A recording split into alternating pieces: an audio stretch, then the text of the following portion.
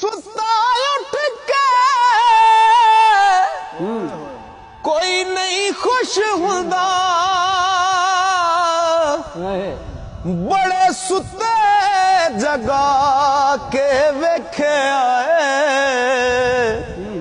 कुत्ते जया नहीं वफादार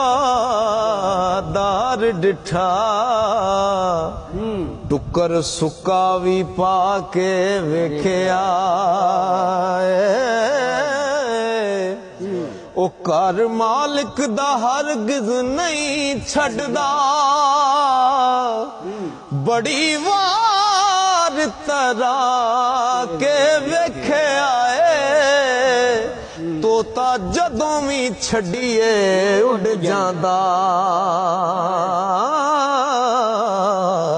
ते कईयां चूरियां पा के वेखे आए।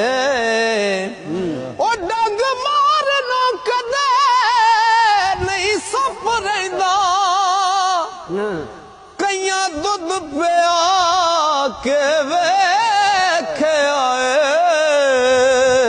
ओ बिना मतलब कोई नहीं यार बनदा, हो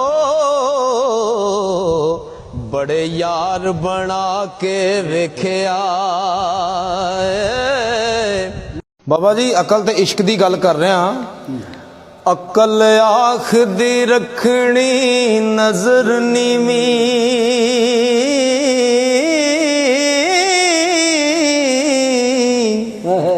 इश्क आखदा वेखना चाहिदा है,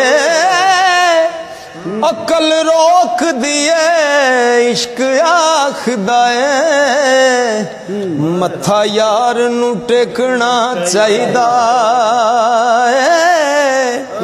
अकल आखदी चुगे नू सांभ के रख,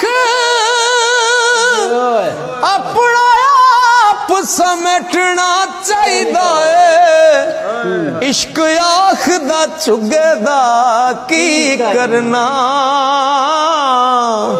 इनू बाल के सेकना चाहिदा।